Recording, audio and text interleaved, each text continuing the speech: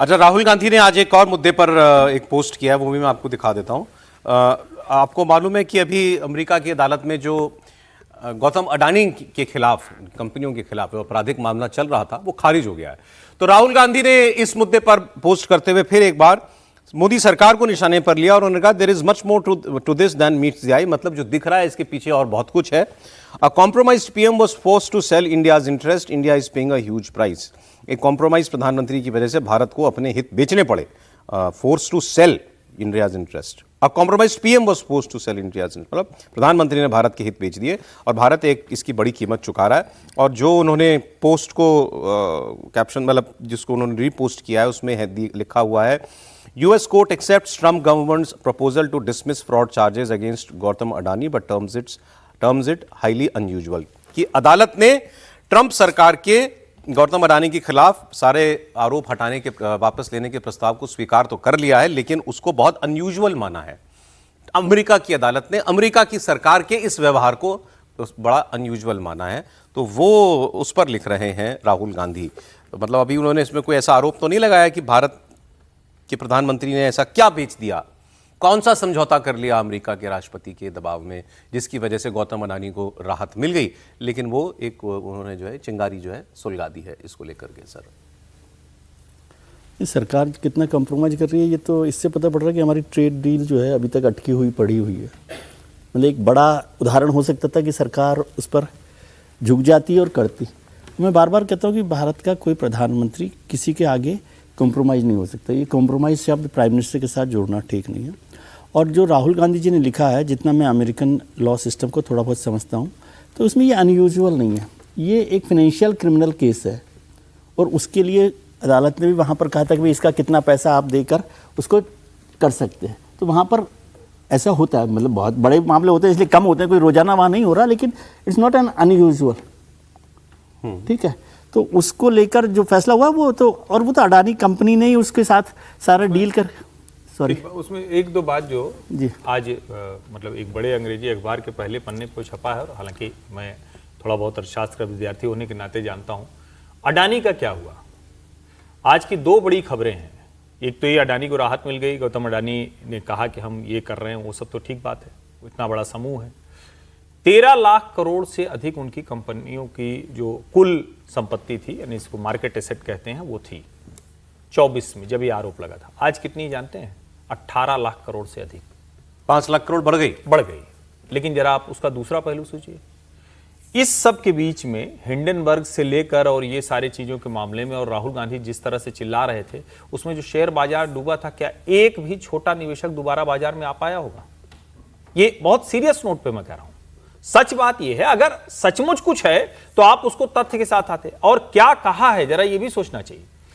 अदालत में, जो अमेरिकी अदालत में भी आया है, निवेशक के हित, अमेरिकी निवेशक के हित, क्योंकि आरोप ये लगाया गया था कि भारत में रिश्वत दी गई है, उसकी अमेरिका में जांच हो रही है। इसको जरा समझिए। अब भारत में अगर रिश्वत दी गई है और यहां कोई कंप्लेंट नहीं, तो अमेरिका जांच कैसे कह रहा है? सोवरेन कंट्री के खिलाफ यूएस इन्वेस्टर्स के इंटरेस्ट को। और जब उसने कहा यूएस इन्वेस्टर, तो एक भी निवेशक का हित मारा गया, ये साबित नहीं कर पाई वहां की एजेंसियां। तो क्या कहा है जरा वो देश को जानना चाहिए।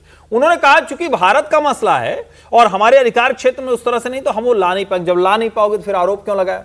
दूसरा, वो कह रहे हैं कि हम गौतम अडानी को भी यहां, चूंकि मूल मामला जो था वो गौतम अडानी, सागर अडानी और उनके, सागर अडानी उनके भतीजे हैं मेरे ख्याल से, जहां तक मुझे भांजे शायद, तो वो उनको लेकर था। एक तरह से कहें, नहीं वो नहीं, सागर अडानी। तो पूरी तरह से ये मामला एक तरह से खारिज हो गया। जहां तक बात यह है कि सरकार दबाव में है, तो विजय जी ने बहुत ठीक बात कही, लेकिन उसके आगे जरा समझिए, सरकारें दबाव में इस तरह से अगर आने लगती तब तो फिर भारत कहीं होता ही नहीं है। आज भारत अगर दुनिया के मंचों पर खड़ा है और नरेंद्र मोदी कनाडा से भारत आ जाते हैं, अमेरिका नहीं जाते हैं, तो दबाव में है। भारत की स्थिति यह है कि वो पुतिन और शी जिनपिंग के साथ फोटो डालते हैं और उसकी चर्चा दुनिया भर में होती है, तो वो दबाव में है। रशिया से जो हमारी क्रूड की डील है, जो बाइंग है, वो रिकॉर्ड लेवल पर है। और मैं फिर कह रहा हूं, अडानी समूह हो, अडानी हो, अंबानी हो, या जो भी, जैसे अंबानी ने भी वहां भी बड़ा इन्वेस्टमेंट किया है, तो क्या वो भी कहेंगे वो भी किसी दबाव? सवाल ये है जो राहुल गांधी कह रहे हैं कि ये लड़ाई एक उद्योगपति की लड़ाई अमेरिका की सरकार से है, अमेरिका की अदालत में है। ठीक है, तो ये उसने लड़ी है या भारत की सरकार ने लड़ी है, या भारत की सरकार ने उसको बचाने के लिए कुछ किया? भारत सरकार ने लड़ी है ये लड़ाई, यदि राहुल जी कह रहे हैं तो उसके तथ्य रखने चाहिए थे कि भाई भारत ठीक बात सरकार ने ये किया। वो तो नहीं बताया राहुल गांधी ने, क्यों? उन्होंने तो सर, बस मैं तो कॉम्प्रोमाइज उससे पीएम को एक जगह और फिट किया है। सौरभ जी एक दिन लाइन में और हम लोगों ने इसी शो में एक दिन चर्चा की थी। एक खबर आई थी कहाँ का, शायद केन्या का वो एयरपोर्ट था, उसका नाम मैं भूल रहा हूं, जो वहां का एयरपोर्ट था। इतना प्रोपेगेंडा किया गया कि अडानी का ठेका रद्द हो गया, और उसका जो ठेका किसको मिला? चाइनीज चीन कंपनी को मिला, चीन को मिला। तो आप खुश हो जाइए कि दुनिया के हर स्ट्रेटेजिक जगहों पर वो फंडामेंटल जो मैं सिर्फ इतना बोलना चाहता हूं, बस छोटी सी 2 लाइनें, बस इतना कह रहा हूं कि यदि भारत की सरकार अपने किसी बड़े उद्योगपति को यदि बचा भी रही है तो वो देश हित में है, मैं ऐसा मानता हूं। नहीं, आप इसमें स्पेस दे रहे हैं ना, आप इसको अलग तरीके से रखें। मैंने अलग तरीके से इसको रख रहा हूं, मैं 2 तरीके से इसको मतलब फिर वो space मान में- लेते हैं पहली बात तो कि वहीं के लॉयर ने, अटॉर्नी ने कहा कि इसमें केस बनता ही नहीं है और इसमें कुछ नहीं है, ये रिजेक्ट हो जाएगा। और फिर हुआ कि अडानी जो है वो इन्वेस्टमेंट करेगा, इतने डॉलर का इन्वेस्टमेंट करेगा, वो सब बातें होंगी, लेन देन उसी समय, ये पुराना किस्सा हो गया, आज से करीब 4 महीना पहले की बात है, 4 महीना पहले की बात है। मैं मानता हूं कि जब आप अपने पूंजीपतियों की जब आप इस प्रकार से जलील करते हैं, आपने कभी देखा है कि अमेरिका ने अपने पूंजीपतियों को जलील करते हुए इस ढंग से? आपका एक्सपेंशन, आपके पूंजीपतियों का एक्सपेंशन आपके नेशनल इंटरेस्ट को कितना प्रोटेक्ट करता है? आज यदि अडानी जाकर के यदि श्रीलंका में पोर्ट खड़ा करता है तो वो किसको रोक रहा है? वो चाइना को रोक रहा है। चाइना को, आप समझ रहे हैं? आप किसके इंटरेस्ट को प्रोटेक्ट कर रहा है? वो चाइना के इंटरेस्ट को प्रोटेक्ट कर रहा है या भारत के इंटरेस्ट को प्रोटेक्ट कर रहा है? यदि ऑस्ट्रेलिया के अंदर जा करके उसके माइंस को खरीद करके, अमेरिका क्या करता था पहले? हमारे देश के माइंस को खरीदता था, हमारे पेट्रोलियम एसेट्स को खरीदता था, हमारे की इंडस्ट्रीज में वो इन्वेस्टमेंट करता था और फिर हमारे डोमेस्टिक पॉलिसी में वो जाकर के इंटरफेयर करता था।